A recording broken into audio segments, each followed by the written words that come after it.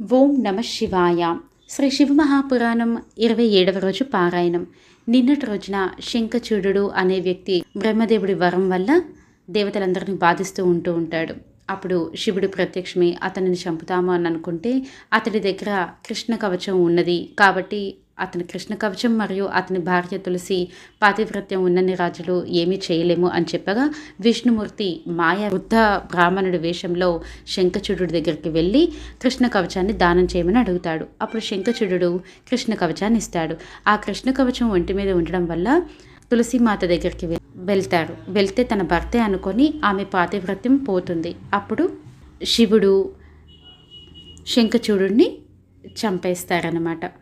ఆ తర్వాత మరి తులసీమాత ఏమైంది అని చెప్పేసి అందరూ అడుగుతారు. ఋషులందరూ కూడా సూత మహర్షిని. మరి ఏమైందో ఈరోజు తెలుసుకుందాం. సూతుడు చెబుతున్నాడు, ఏముంటుంది, శంఖచూడుడి వేషంలో వెళ్ళిన విష్ణువు తన కళ్ళబొల్లి కబుర్లతో తులసిని పాన్పుకు చేర్చాడు.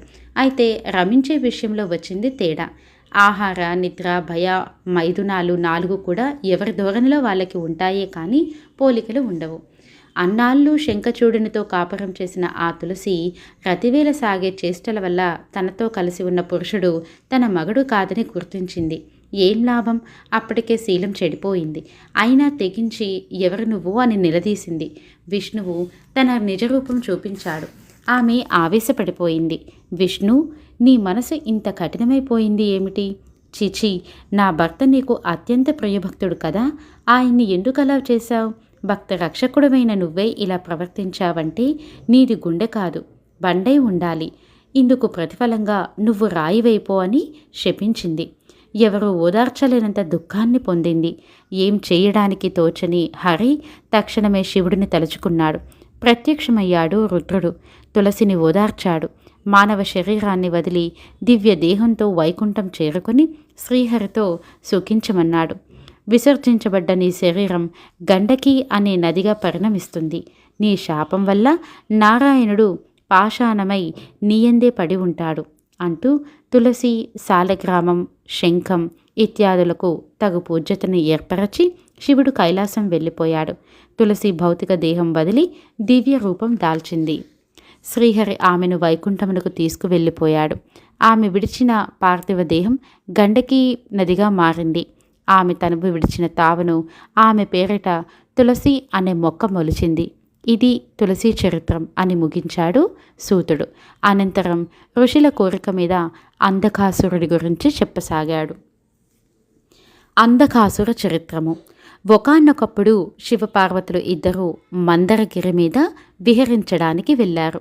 అక్కడ శివుడు తూర్పు దిక్కున చూస్తూ నిలబడి ఉండగా అమ్మవారు చిలిపితనంగా ఆయన వెనుక చేరి స్వామివారి నేత్రత్రయాన్ని మూసింది. కళ్ళు మూసారు అమ్మవారు.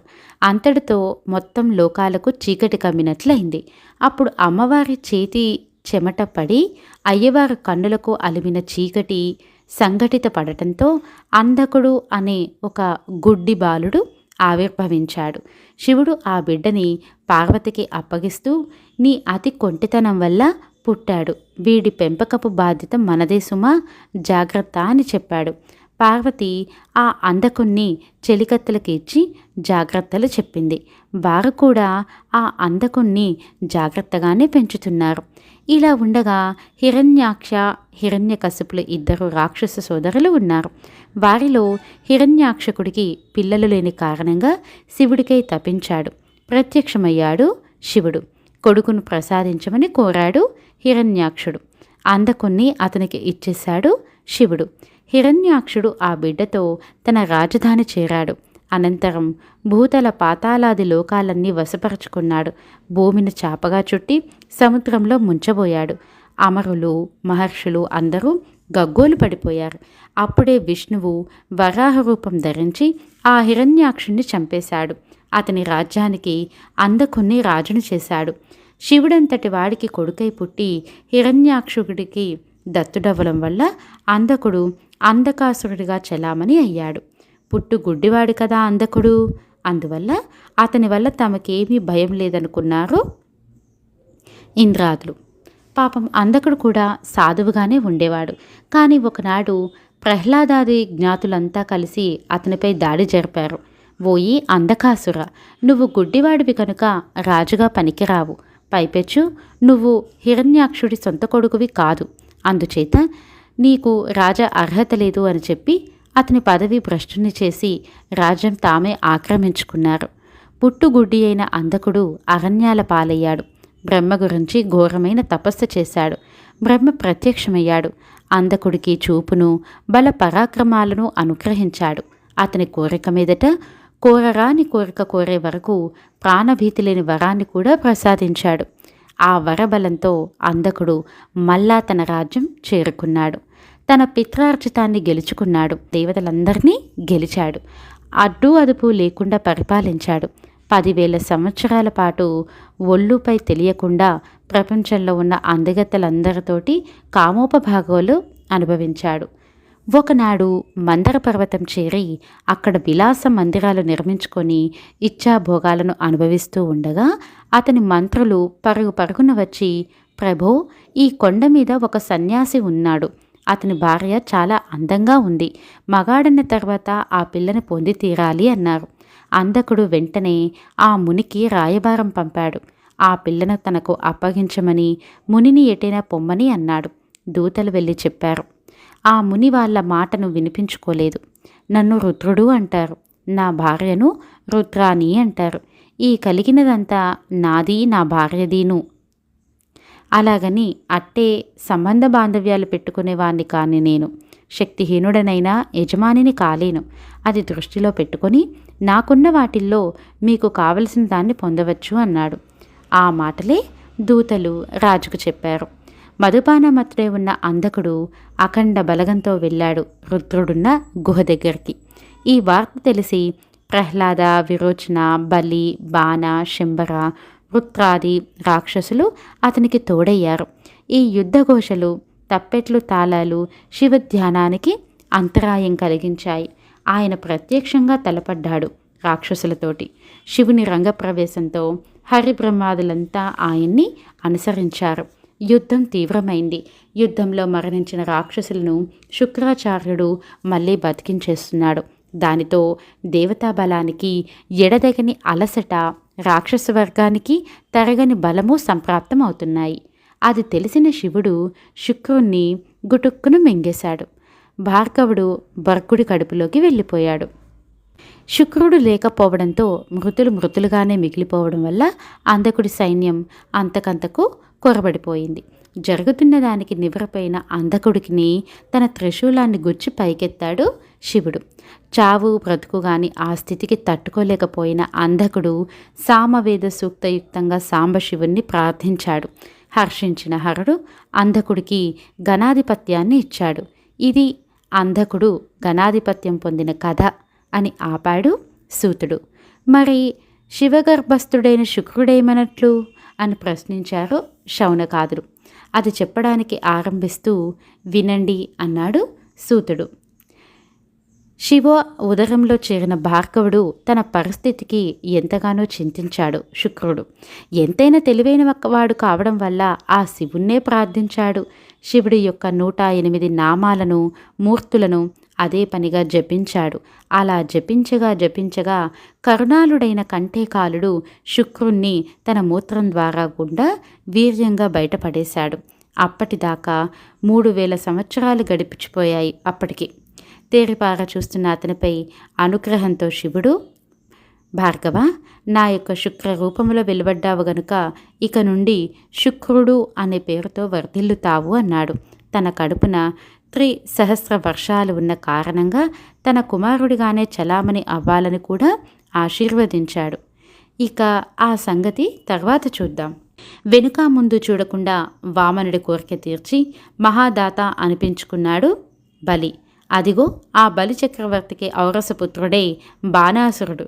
అతను కూడా దాత, వదాన్యుడు, శివారాధనపరుడు, కానీ రాక్షసుడు కదా. అందున రాజు త్రిలోకాలని తన అదుపులోకి తెచ్చుకున్నాడు. ఆ బాణాసురుడికి 1000 చేతులు ఉండేవి.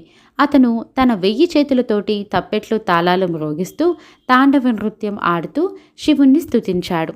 బాణాసురుడు శివుడు ప్రసన్నుడై వరం కోరుకోమన్నాడు. తనను తన పరివారాన్ని రక్షించేందుకు గాను తన శోణితపురంలో కొలువై ఉండమని కోరాడు బాణాసురుడు. అనుగ్రహించడమే లక్షణంగా గల అంబికేశుడు అలాగే అన్నాడు. అనడమే ఆలస్యంగా అప్పటికి తనతో ఉన్న ప్రమదాది పరివారయుతంగా శోణితపురంలో కాపురం పెట్టేశాడు. ఇలా ఉండగా ఒకానొక వసంతవేళ రాజశేఖరుడి మనసు రాగరంజితమైంది. అమ్మవారి అవసరం వచ్చింది. అమ్మవారికి వెంటనే నందికేశ్వరుడి ద్వారా కబురు పంపాడు. ఇన్నాళ్లకు తన భర్త శృంగార విలాసార్థమై తనను ఆహ్వానించాడన్న ఆనందంతో పార్వతీదేవి శోణితపురానికి బయలుదేరింది. ఈ లోపున బాణాసురుడి కూతురు ఉషా అనే పిల్ల చెలికత్తె అయిన చిత్రలేఖ ప్రోత్సాహం వల్ల తాను పార్వతిలా అలంకరించుకొని శివుణ్ణి చేరబోయింది. అప్పుడు వచ్చింది పార్వతమ్మ. ఉష మనసు గ్రహించింది. కార్తీక శుద్ధ ద్వాదశి నీకు ఉపవాస నియమం దినం. ఆ రోజు నిన్ను ఒక పురుషుడు రమించి నీకు భర్త అవుతాడులే అని శాసించి ఆమెను పంపివేసింది. శివుడు బాణుడిని అనుగ్రహిస్తున్నాడు.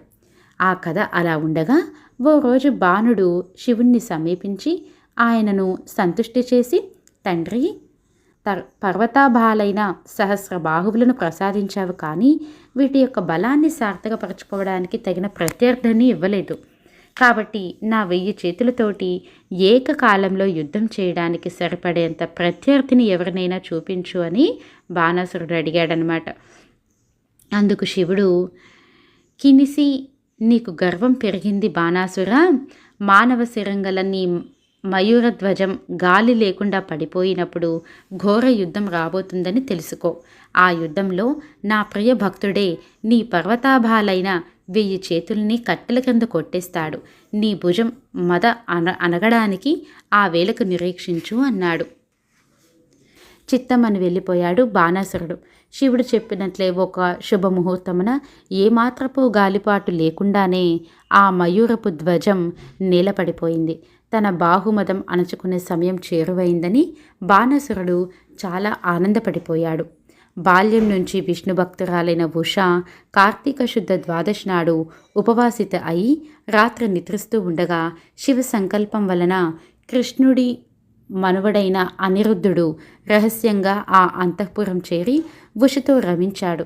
ఉష రతి సుఖానికి మురిసిపోయింది. కానీ పెళ్లి కాకుండా ఇలా జరిగిపోయింది కదా అని బాధపడింది. తనకు అత్యంత ఆప్తురాలైన చిత్రలేఖకు ఈ విషయం చెప్పుకుంది. వెంటనే చిత్రలేఖ దేశ దేశ రాకుమారుల చిత్రపటాలు తెప్పించి చూపించగా వారిలో యాదవ వంశానికి చెందినవాడు శ్రీకృష్ణుడికి పౌత్రుడు అయిన అనిరుద్ధుడి చిత్రం చూసి తనను రమించినది అతడేనని గుర్తించి చిత్రలేఖకు తెలిపింది. యోగశక్తి గల చిత్రలేఖ ఆ రాత్రికి రాత్రే అనిరుద్ధుణ్ణి అపహరించి తెచ్చి ఉష యొక్క శయ్యాగారంలో ఉంచింది. ఉష చేసిన పరిచర్యలతో మేలుకున్న అనిరుద్ధుడు ఆమె అందాలకు ముగ్ధుడై స్వేచ్ఛగా ఆమెతో రతిక్రీడలాడాడు. ఇది గమనించిన దౌవారికులు బాణుడికి విన్నవించారు. బాణుడు 10,000 సేనలతో వచ్చి ఉష యొక్క అంతఃపురాన్ని చుట్టుముట్టాడు. అనిరుద్ధుని చంపేయాలనుకున్నాడు. కానీ అనిరుద్ధుడు తిరగబడి బాణుడితో వచ్చిన 10,000 సైన్యాన్ని పట్టి పల్లార్చేశాడు. ఆశ్చర్యపడ్డ బాణాసురుడు మాయాయుద్ధాన్ని అవలంబించి అనిరుద్ధుణ్ణి నాగపాశాలతో బంధించాడు. బంధితుడైన అనిరుద్ధుణ్ణి వధించబోయాడు. కానీ ఆకాశవాణి వారించడం వల్ల ఆగిపోయి చెరసాలలో పడేశాడు. దుర్భరమైన నాగపాశాలను తట్టుకోలేని అనిరుద్ధుడు మనస్సును అమ్మవారిపై మళ్లించాడు. శరణ్యే చండిక, నన్ను రక్షించు, నువ్వు తప్ప వేరే దిక్కు నాకు లేదు అని అదే పనిగా ప్రార్థించడంతో జ్యేష్ఠ బహుళ చతుర్దశి నాటి రాత్రి దుర్గాదేవి ప్రత్యక్షమై తన పిడికిటి పోట్లతో నాగబంధాలను త్రుంచివేసి అనిరుద్ధుణ్ణి అంతఃపురములోని ఉష దగ్గరకు చేర్చింది. ఉష అనిరుద్ధులు యథేచ్ఛగా రతి సుఖాలలో మునిగిపోయారు. అనిరుద్ధుడు అదృశ్యమైపోయిన కారణంగా ద్వారకలో అందరూ దుఃఖమగ్నులే ఉండగా నారదుడు వచ్చి జరిగినదంతా విన్నవించాడు. వెంటనే శ్రీకృష్ణుడు 12 ఆక్షోహిణీల సైన్యంతో బాణుడి శోణపురాన్ని ముట్టడించాడు. బాణాసురుడు కూడా యుద్ధానికి సిద్ధమయ్యాడు. బాణాసురుని సర్వస్వాన్ని పరిరక్షించడం కోసమే అక్కడ కొలువైయున్న శివుడు కూడా యుద్ధానికి సిద్ధమయ్యాడు. యుద్ధ భూమిలో శివకేశవులిద్దరూ ఎదురుగా ఉండగా తటస్థించారు. శివ, నువ్వు బాణాసురుడిని శపించావన్న ధైర్యంతోటే నేను ఇంత అట్టహాసంగా సమరానికి వచ్చాను. నీకు అత్యంత ప్రియభక్తుడినైన నాకే నువ్వు అడ్డుపడేలా ఉంటే నీ శాపం ఎలా నెరవేరుతుంది? వ్యర్థమైపోతుంది సుమా, కరుణించి అడ్డతులుగు అన్నాడు కృష్ణుడు. అది విని చిరునవ్వు నవ్వాడు శివుడు.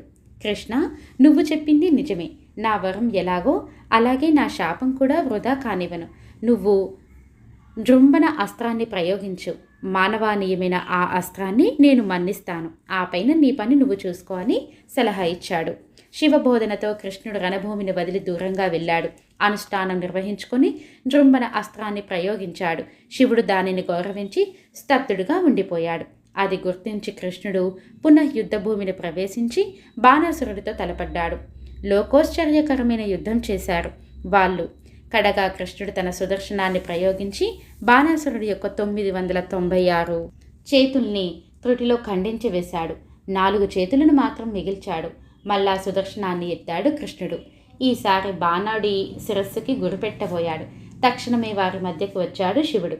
కృష్ణ, బాణుడి చేతులు తెగాలని శపించాను కానీ శిరఖండన అని చెప్పలేదు.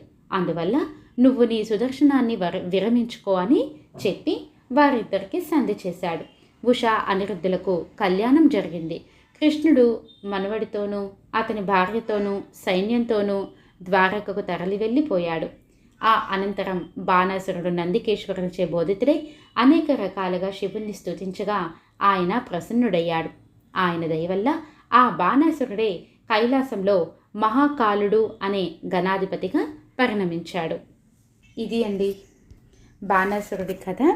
ఇది శ్రీ శివ మహాపురాణం 27వ రోజు పారాయణం సంపూర్ణం. ఆ తర్వాత మునులందరి కోరికపై సూత మహర్షి ఏ కథ చెప్పారు అనేది రేపటి రోజున తెలుసుకుందాం. శివార్పణం. స్వస్తి.